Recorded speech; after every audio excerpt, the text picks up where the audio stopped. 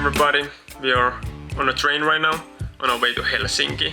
We're going there for a few-day trip, and I just decided that I'm gonna take my Sony ZV E10 with me, do some type of travel vlog there, show you guys what it's like in Helsinki during winter, and just basically test out how well this camera works for travel vlogging. And honestly, vlogging is kind of daunting. I haven't done it that much, I'm very new to it. I have honestly no idea what the hell I'm doing, but we'll see how it goes. Moi!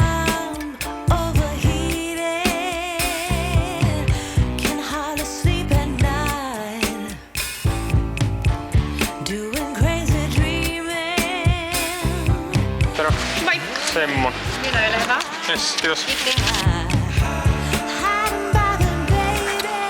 Alright, finally bought myself, after a long consideration, a new lens. The classic lens that everybody should start with, I think, because it's fairly cheap for a lens, which is obviously Nifty 50, 50mm, 1.8 Sony FE. Let's do a random unboxing in the middle of nowhere. Anyways, here it is. It feels very good. Very good quality, honestly. I am filming with Sony ZV E10, so it's a crop lens. So this is more like a, I don't know, 75-80mm than 50. So it's kind of a deep, but I think it's good enough for what I needed. It's mostly for photographing for me, and also especially since the kit lens is awful in low light and indoors, because it's just 3.5, and if I film 50mm with that, which is the maximum zoom that it goes, then it's 5.6, and this is 1.8, so this is like 400-500% better in low light. So yeah, I'm gonna put this on and let's try it out for the first time.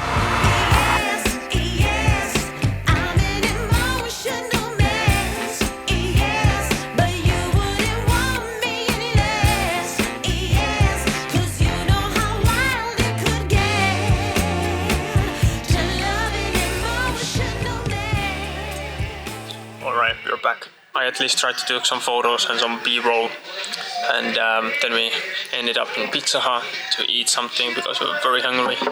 Not so hungry anymore. Hopefully the music is not too bad. Hopefully this won't get super copyrighted, but anyways. What I want to say about the Nifty 50 is very good. It's been very good so far.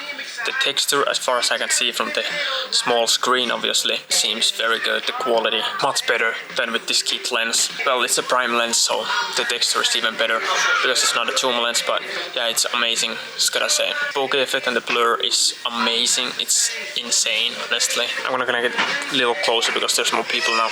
But anyways, I was gonna say fastly, we're probably gonna go car driving next. I think it's a great place to try out the lens and try it in a low light situation indoors, because you know how I mostly filmed outdoors, so we're gonna go try out that 1.8 aperture and how well it works indoors. I don't think it's gonna be like super dark there, but it's gonna be indoors nonetheless, so let's see how it turns out.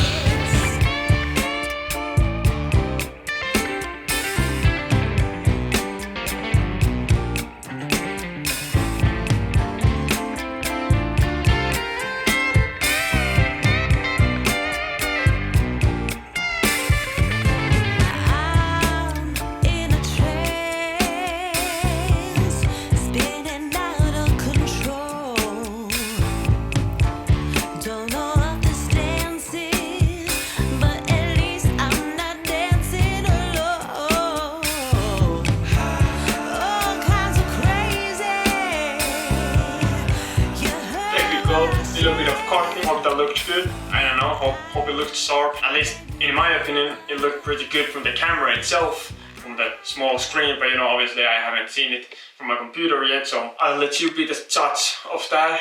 Let me know in the comments what you thought of the image quality. Was it good? Was the bokeh good? I don't know. I was pretty impressed myself, or at least happy about it. Exactly what I hoped it would be, and maybe even a bit better, but again, I'm gonna have to wait and see until I can see it from a bigger screen. Anyways, now we are on our Airbnb. Just got here, need to settle down a bit, and we're gonna go to pro wrestling so pretty soon, but I'm not gonna take you there, so I'll probably end this video right here. But before I do, there's one more test we need to do, which is the autofocus, because I've heard from some people that it's pretty slow and it kind of surges it a bit too much. It kind of has that bumping, the heartbeat effect or whatever you want to call it. So let's try that. Let's walk right here. Let's walk back. Seems to stick to my eye pretty well, the eye tracker. And then walk back. Then run.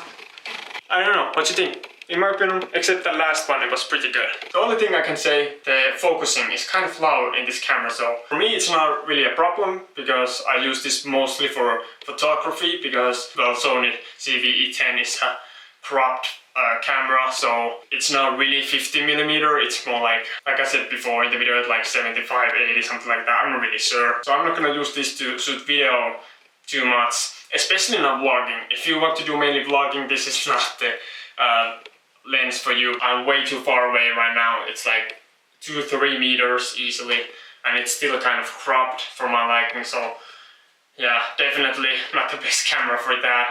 But for me, again, for photography, works perfectly well. It's amazing in my opinion, honestly. Maybe I'm a bit biased, but anyways. But just as a heads up, if you do want to film a lot of video with this, just remember it's kind of loud, and if you just use the camera's own mic, it will probably pick it up, like you probably heard as well. Editing me here. Hey, hi. I just wanted to add one other issue with this lens if you want to shoot video, which is that it doesn't have optical steady shot or OSS. And you can maybe see from the B-rolls that I took that I had to use warp stabilizer quite a lot, especially since with the crop lens it's kind of like the 75mm and it doesn't have an optical steady shot, and I couldn't really use the camera's active stabilization because it adds another crop in and of itself, so it would be way too cropped. So yeah, that creates a bit of a problem. So the main points, this is a perfect lens in my opinion for photography, especially if you are on a budget like I am. But if you want to shoot video with this lens, then I do recommend you getting a gimbal, and if you want to record audio as well, then get a separate mic. Now that I'm editing this is even louder than I thought it would be, and even more shakier than I thought it would be. So just keep that in mind if you're planning to use this for video. The B-roll here is not that great, which is kind of the point. It shows realistically what this lens can do for you. But I have also used this video with the gimbal. I can add here some little clips from that. Not much because it's a work thing, so I can really show the whole thing. But anyways, I have used this with the gimbal and it works pretty well, especially since it's not a zoom lens, so it's always the same. No problems with stabilizing and balancing the gimbal. So if you have a gimbal for your camera and if you have a separate mic that can tune out the noises from this goddamn loud lens, then you're probably good to go. Just keep that in mind. But let's get back to the video. Honestly, I think that's it for this video. My hands-on review, my first time buying it and first time trying it out. I am very happy with this lens. Super happy that I actually decided to finally buy it, and it's exactly what I've been looking for, because I've had some inside shoots and they have been pretty terrible with the kit lens with 3.5 aperture. It's just way too dark indoors, so if you are in a similar situation, I do recommend this for you.